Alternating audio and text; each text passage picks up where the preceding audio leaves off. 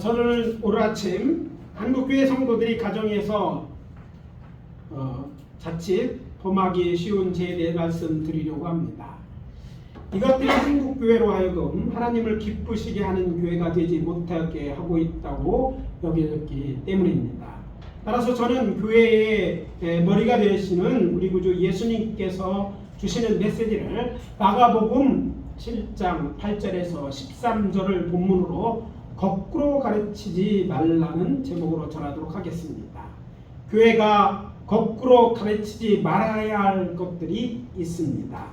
첫째, 부모를 공경하지 않아도 된다. 자, 따라해 봅시다. 부모를 공경하지 않아도 된다. 이렇게 말하면 안 된다는 거예요. 오늘 본문은 우리에게 잘 알려진 이야기 중 하나로, 이 사건이 교회에 주는 교훈은 한국교회에 속해 있는 적지 않은 성도들이 본문에 등장하는 바리새인들과 서기관들처럼 사람의 전통을 지키려고 하나님의 계명을 범하는 것 같은 잘못을 저지르고 있으니 이제라도 바로 잡아야 한다는 것입니다. 그중 하나가 오늘 본문에 등장하는 예수님께서 문제를 삼은 것과 같이 이런저런 이유를 들어 부모를 공경하지 않아도 된다고 가르치기도 하고 실제적으로 부모를 공경하지 않는다는 것입니다.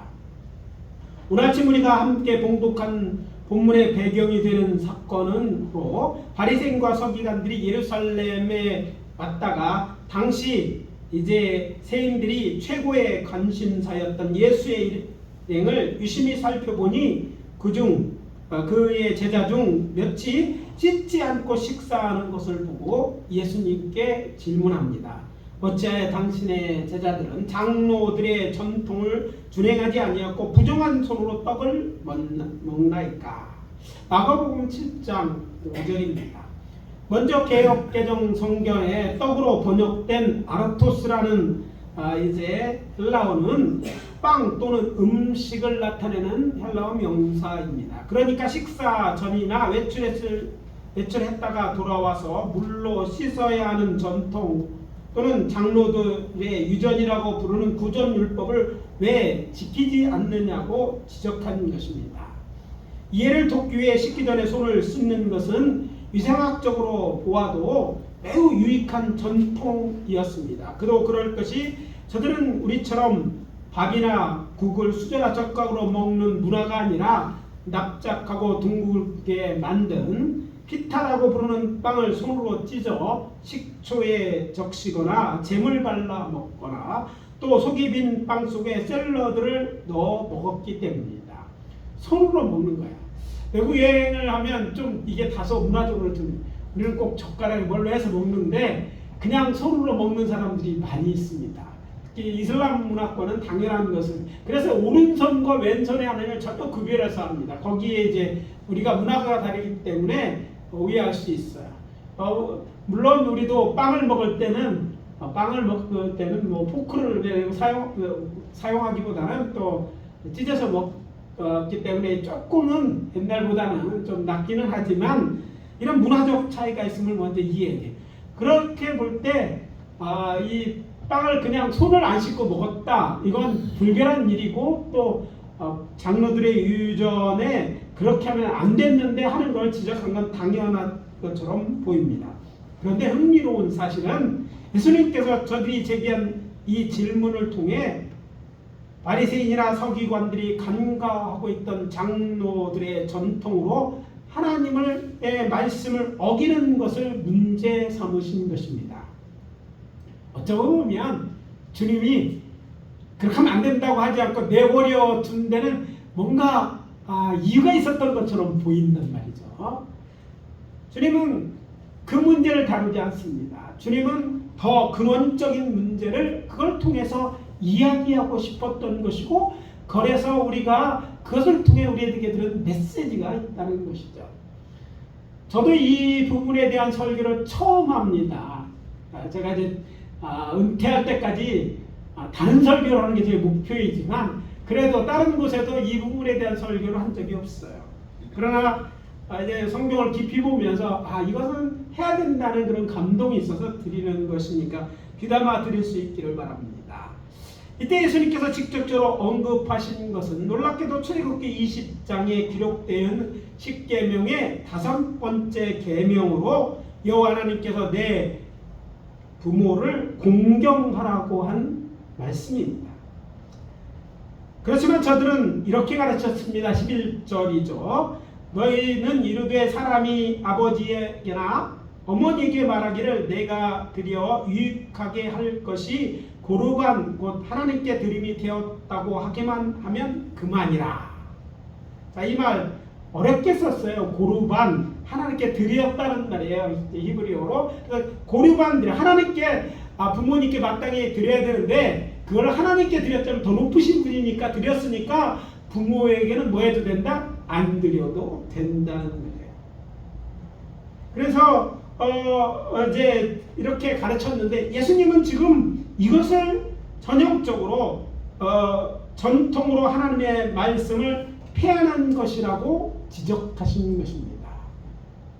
무슨 말입니까? 그렇게 해서는 안 된다는 것이죠.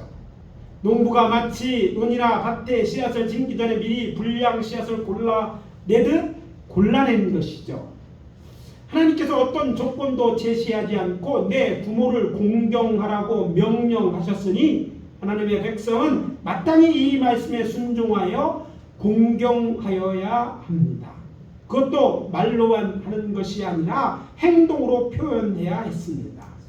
공경하라는 히브리 동사 가바드는 기본적으로 무겁다, 명예롭다는 뜻으로 부모를 그렇게 여기라는 의미이죠. 따라서 이 말씀은 단순히 부모를 그렇게 여기는 것으로 그치지 않고 한 걸음 더 나아가 부모에 쓸 것, 곧 의식주를 공급하여 주고 들고 날 때 부축해 드리며 받드는 것으로 이해하고 가르쳐야만 했습니다. 그럼에도 불구하고 당시 어떤 납들은 장로들의 유전에 따라 부모에게 드릴 것을 하나님께 드렸다고 말하였다면 부모에게 드리지 않아도 된다고 가르치는 것입니다. 예수님이 이것을 사람이 만든 전통이 하나님께서 명하신 율법을 제한함으로 하나님의 말씀을 폐하는 것으로 보시는 것입니다. 그것도 거꾸로 가르친 것이죠. 공경하라고 가르쳤는데 공경하지 않아도 된다고 말한 거죠. 사실 이 말에 아버지께 하나님께 드렸다는 말 속에 우리가 놓치지 말아야 할 것들이 있습니다. 자, 이게 무슨 말이냐면 부모에게 드려야 될 거를 드렸으니까 내가 없으니까 못 드린다는 의미가 아니에요. 사실은 그렇게 말만 하면 언제 드려도 드리면 되는 거예요. 그러니까 지금 할 필요가 없는 거예요. 그러니까 부모에게 해줄 마음이 없으면 어떻게 해요? 하나님께 드렸다고 하면 언젠가 뭐 생기면 드리 이렇게 하면 넘어갈 수 있다는 거예요.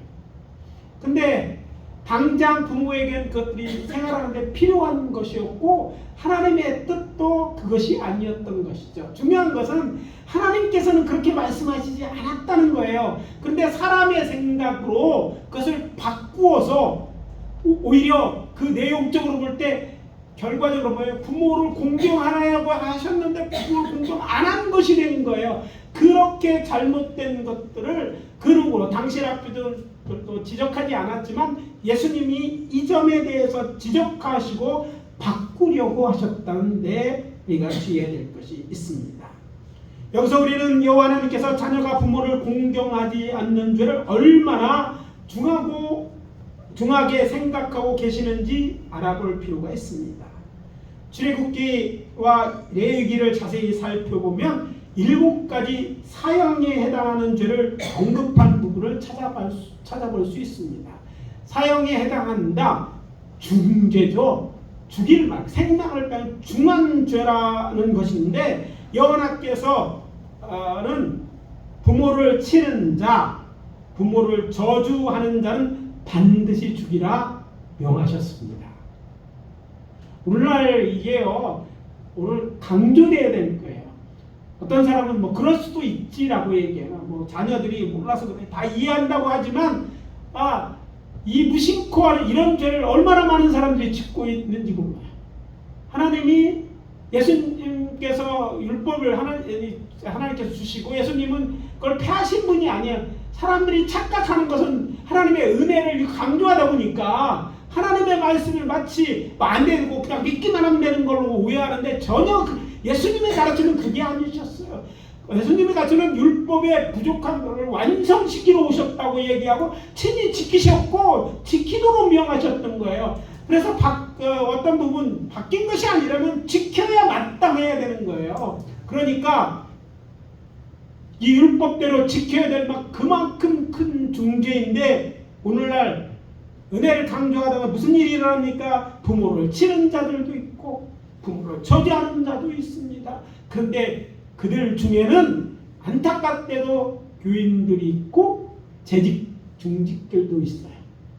이게 얼마나 큰 죄고 하나님의 명령은 죄라는 의식 자체가 없는 거예요. 이게 오늘 이 말씀을 꺼내어서 다시 우리에게 전하라고 주님이 저의 마음에 감동을 주신 메시지이기 때문에 전하는 것입니다.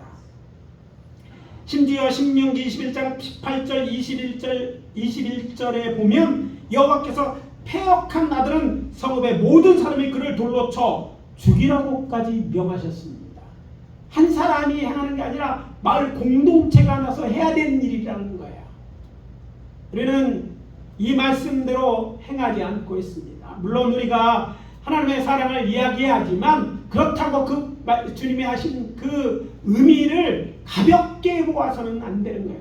이렇게 중하니까 예수 믿는 사람이면 당연히 뭐예요? 그렇게 해서는 안 되는 거예요. 지금 우리가 사회적으로 그렇게 하는 것이 법적으로 안 되고 또 하나님의 사랑은 서로를 어떻게 구원하는 것이라 할지라도 그것이 당연해지거나 그래도 된다고 생각하거나 그것이 용납되는 거 아무렇지 않게 교회에서 받아들인다는 것 자체가 문제라는 것을 우리가 깨달아 알아야 된다.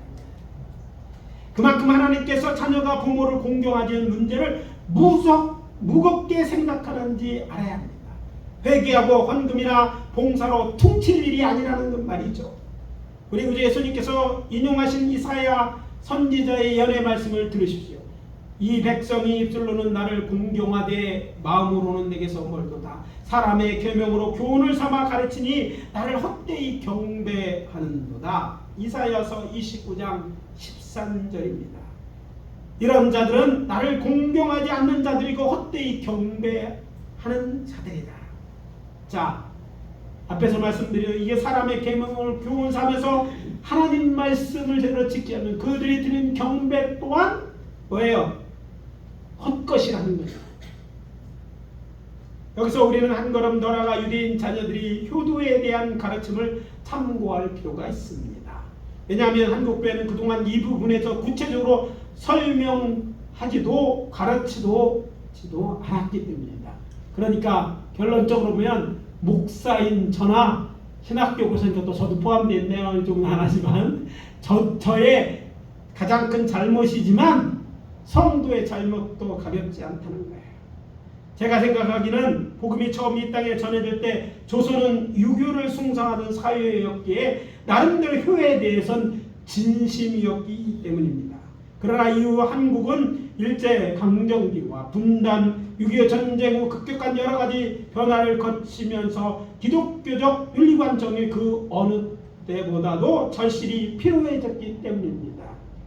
윤리, 도덕, 학교에서 배우는 도덕 시간을 갖고 충분하지 않다는 교회가 오히려 나서서 이제 기독교적 윤리관으로 성도들을 바꿔야 되는 거예요.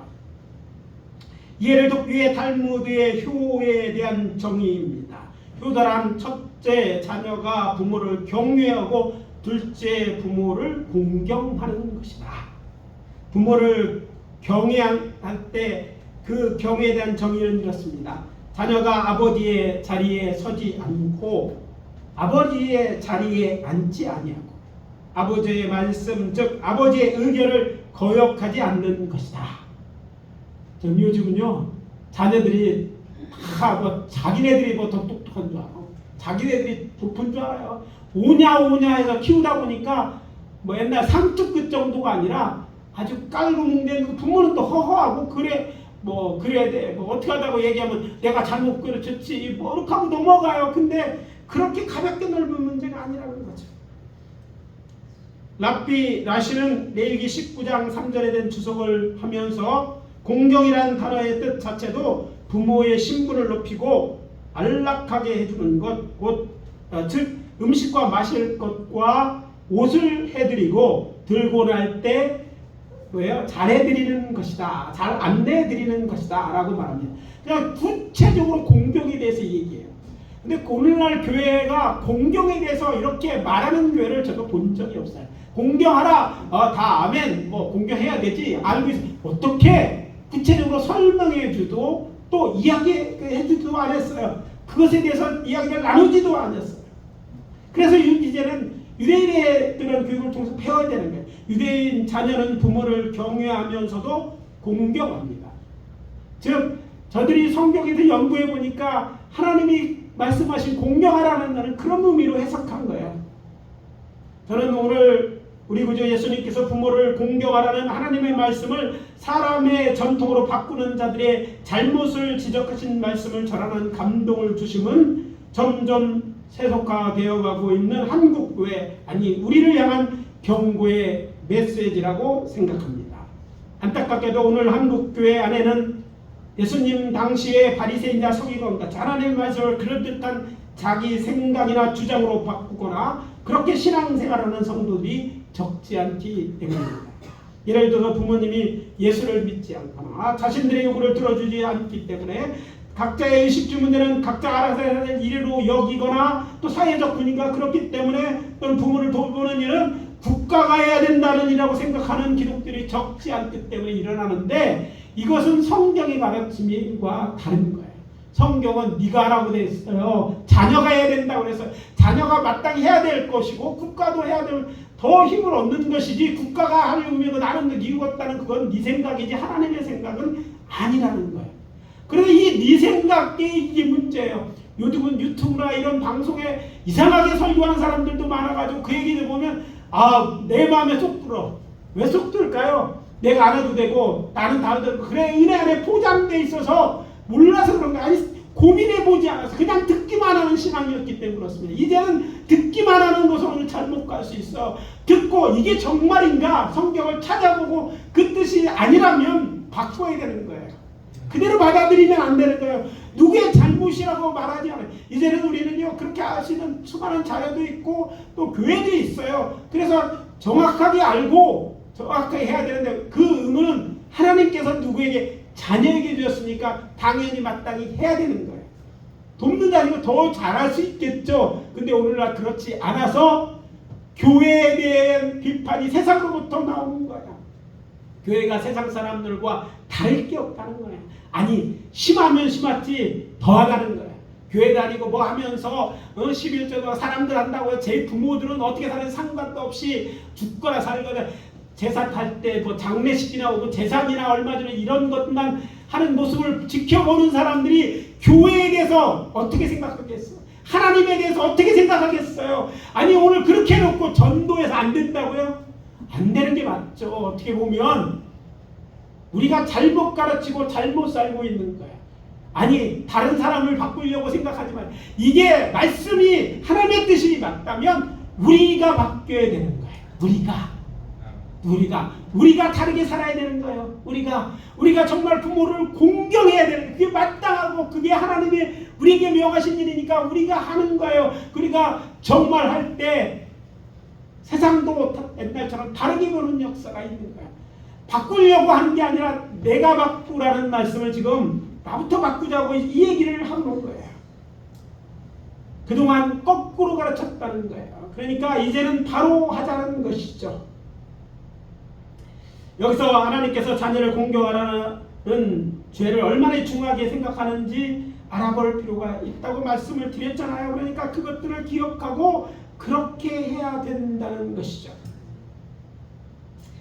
형편이 안 돼서 어쩔 수 없는 경우도 있겠지만 그런 형편과 처지가 아니라면 하나님의 말씀을 어제나 오늘나 변함이 없고 정말 하나님을 믿는 사람이 마땅히 순종해야 대한 말씀을 이해하고 우리가 지켜야 됩니다. 그리고 부탁합니다. 교회 안에서는 제발 세상 사람들처럼 어떤 이유가 되었든지 부모를 공경하지 않아도 된다고 말하지 마십시오. 교회 요즘 실수 중에 많아요. 딴 얘기 많이 듣고 교회 안에서 이야기하면서 마치 그래도 되는 것처럼 이야기하는 것부터 바꿔야 되는 거예요. 이걸 바꾸자는 거예요. 대신 이렇게 말해 주십시오. 그래도 부모를 공경해야 한다. 무슨 말을 하겠죠? 그러면 그래도 부모를 왜? 우리는 하나님의 사람들이에요. 하나님의 명령을 따라야 돼요. 그래도 우리는 공경해야 되는 거예요. 그 자세한 문제는 하나님이 결정하실 문제예요. 근데 우리에게 명하신 것은요. 우리에게 명은 공경하라니까 공경할 일을 우리가 할 일을 하는 것이죠. 세상 사람 눈에 지혜롭게 보이지 않을 수도 있지만 하나님의 말씀을 따르는 것이 지혜입니다. 아니 그렇게 하는 것이 옳습니다. 다시 한번 분명하게 말씀드립니다. 부모를 공경하지 않아도 된다는 말이나 가르침은 사단의 거짓말입니다. 그리고 형편이 안 되면 그 문제를 가지고 사랑과 궁일이 풍성한 여호와 하나님께 기도하십시오. 저는 이런 당신의 자녀들의 기도를 하면 하나님께서 하늘의 문을 열어 당신의 기업을 축복하실 거라고 확신합니다. 다시 오늘 본문으로 돌아가서 오늘 본문의 마지막 말씀입니다. 성자 하나님이신 예수님께서 말씀하십니다. 너희가 전한 전통으로 하나님의 말씀을 폐마하며 또 이 같은 일이 많이 행하느니라. 무슨 말입니까? 당시 바리새인과 서기관들 전통을 내서 하나님 말씀을 다르게 가르치는 것이 이것뿐이 아니라는 말씀입니다. 그래서 생각해 보았습니다. 한국 교회에서 마치 당연처럼 여기지만 하나님의 말씀을 폐하는 것 같은 잘못을 범하는 죄가 있다면 그것이 무엇일까? 묵상하는데 제 마음에 걸리는 것이 있어서 그것에 대해서 말씀드립니다. 이게 두 번째 거꾸로 가르치지 말라는 것이죠. 내용은 이것입니다. 결혼하지 말고 혼자 살아라. 오늘 한국에서 공공연히 들리는 소리 중에 제게 제일 거슬리는 소리는 세상 사람들처럼 결혼 정년기에 있거나 조금 늦은 자녀들에 꼭 결혼해야 하는 것이 아니니 마땅한 사람 없으로 결혼하지 말고 혼자 사는 것도 괜찮다고 말하는 것입니다. 내가 살아보니 꼭 결혼하리라는 굴레를 쓸 필요가 없어 보여서 자녀들을 사랑해서 하는 말이라는 거하고 사료됩니다. 어쩌면 합리적이고 지혜로운 충고 같지만 이 말이 가지고 있는 가장 무서운 함정은 이 말이 하나님 말씀 정명으로 배치되는 말이기 때문입니다. 그럼에도 불구하고 그 심각성을 인지하지 못하고 성도 아닌 중직들도 이런 말을 자녀들이 가지는 결혼에 대해 정신적인 스트레스를 줄여주려고 하는 말이라 사료됩니다. 사실 이런 충고는 오늘 한국 교회에서는 어렵지 않게 들을 수 있는 말이고 그렇게 생각하는 사람도 적지 않을 것이라 생각이 들었기 때문입니다. 오늘 우리 사회에서 특히 여성들의 지위가 예전 그러니까 지금부터 반세기 전과 아주 다르게 높아졌고 결혼을 하지 않아도 살아가는데 경제적으로 사회적으로 문제가 전혀 되지 않기 때문입니다. 남자들도 먹고 사는 게 큰 문제가 없습니다. 특히 우리 사회는 우리가 뭐 배달의 민족이라고 해요. 그런 뜻은 아니지만 그만큼 배달을 잘하는데 배달 문화는 세계의 최첨단을 달리는 거죠. 언제 어디든지 배달이 가능하잖아요. 공원에도 밤 12시 전 세계가 놀라는 얘기잖아요. 도시에 살고 있다면 예전보다 조금은 줄어든 것 같지만 24시간이면 식당도 많습니다. 그러니까 뭐예요? 혼자 살아가는 사람들이 언제나 밥 먹는 것 같고 옛날에는 밥 못 얻을 그런 걱정 하나도 안 해도 된다는 거예요. 저는 요즘은 부부가 같이 우리 밥하지 말고 나가서 먹자는 사람들 많잖아요. 뭐 그런 사회예요. 그리고 혼자 살아가는 사람에 대한 사회적 인식도 많이 달라졌습니다. 그렇다 할지라도 그런 말을 해서 안 되는 것은 그것이 하나님의 말씀과 다르기 때문입니다. 이 점이 중요한 거예요. 여기서 반드시 짚고 넘어야 할 것은 결혼과 성은 하나님으로부터 왔으며 선한 것입니다. 아시는 것처럼 사람은 하나님의 형상대로 창조되었고 하나님께서는 남자와 여자를 창조하셨을 뿐만 아니라 하나님께서는 하나님이 만든 모든 것은 매우 좋다고 말씀하셨습니다. 창세기 1장 27절과 31절입니다. 하나님이 자기 형상 곧 하나님의 형상대로 사람을 창조하시되 남자와 여자를 창조하시고 하나님이 지으신 그 모든 것을 보시니 보시기에 심히 좋았더라. 오히려 하나님께서 당신이 창조한 모든 것을 보시고 좋지 않게 여기시는 것이 하나 있었는데 그것이 무엇입니까? 여호와 하나님이 이르시되 사람이 혼자 사는 것이 좋지 아니하니 내가 그를 위하여 돕는 베풀을 지으리라. 창세기 2장 18절입니다. 하나님께서 남자와 여자를 사회적 존재로 만드신 것입니다. 이 말은 하나님은 결코 사람이 독립적으로 이성과 짝을 맺지 않고 살아가도록 의도하지 않았음을 보여주는 말입니다. 그리고 남자를 여자를 위하여 돕는 베풀을 한다는 말에 오해 없으시기 바랍니다. 미시나 히브리에 쓰인 미시나 히브리를 통해서 볼 때 이 말은 남자는 뭐 여자가 돕는 그런 존재, 그런 우리가 흔히 생각하는 존재가 아니라 여자는 남자가 동등한 존재로 남자의 파트너고 짝으로 만드셨다는 뜻입니다. 동등한 능력을 갖고 있는 그런 존재로 만들어 서로 사랑하고 서로 한 몸이 되어서 가정 속에서 그렇게 행복하게 살도록 하나님이 계획하신 거예요. 하나님께서는 자기 형상대로 남자와 여자를 창조해서 저들에게 복을 주시며 명령하셨습니다. 생육하고 번성하여 땅에 충만하라. 창세기 1장 28절. 결국 결혼해서 자녀를 출산하는 것까지가 모두 하나님의 뜻입니다. 제가 누군가에게 들었더니 자녀들에게 자녀가 없더라고요. 그래서 얘기하지 말래요.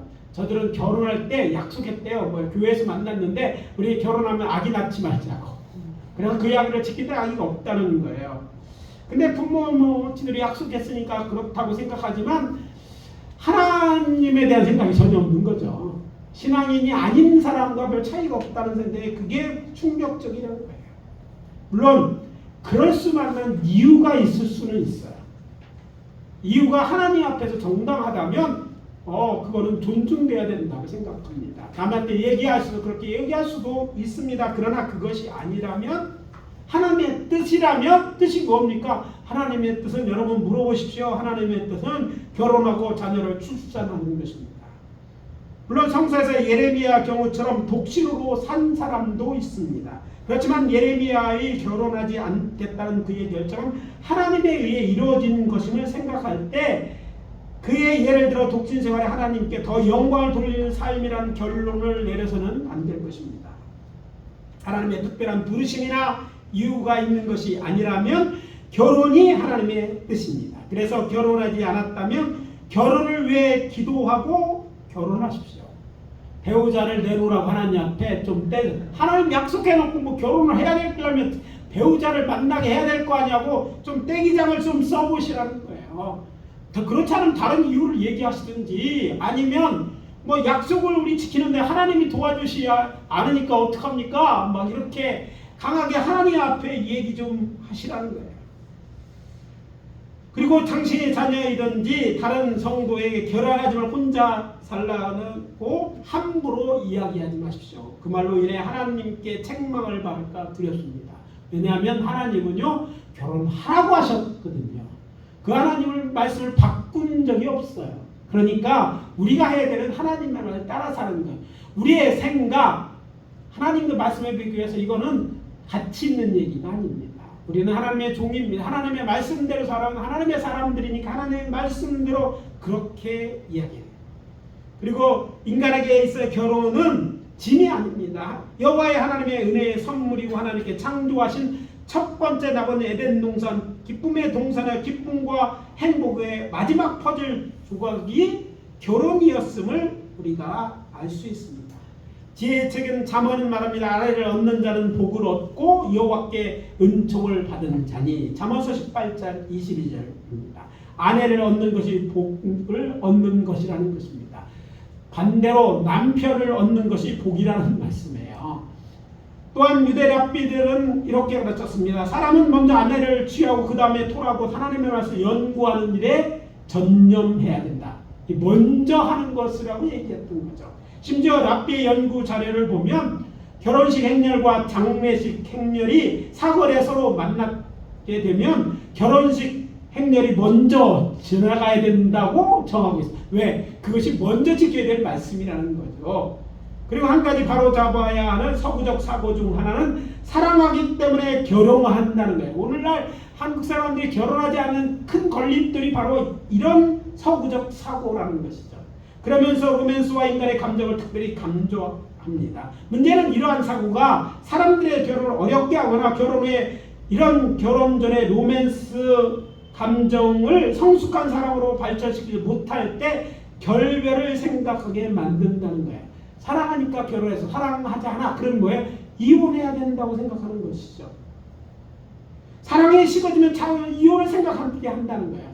그렇다면 과거 우리의 조상들은 결혼을 어떻게 생각했습니까? 고대 근동 지방뿐만 아니라 동방에서의 결혼이 그렇듯이 그것은 거역할 수 없는 사회적 관습으로 의무였습니다.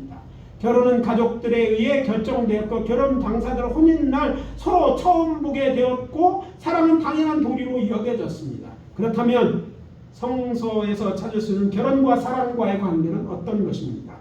성서의 배경이 되는 가나안 땅, 그것이 어디 고대 근동 지방에 속해 있기 때문에 고대 동방의 결혼과 같았습니다. 그렇지만 결혼 후에 배우자를 사랑하였다는 구체적인 언급을 통해 결혼 후의 사랑을 강조한다는 점이 다릅니다. 리브가와 이삭의 경우가 그렇습니다. 창세기 24장 64절입니다. 이삭이 리브가를 인도하여 그의 어머니 사라의 장막에 드리고 그를 맞이하여 아내로 삼고 사랑하였으니 히브리 족장들에게 있어 사랑은 결혼 다음의 일이었습니다. 이후 여러 세기 동안 유대인들은 결혼 후에 사랑을 발전시키고 심화시켜야 한다고 가르치고 있습니다. 왜냐하면 사랑은 결혼은 사랑하겠다는 서약으로 본 거예요.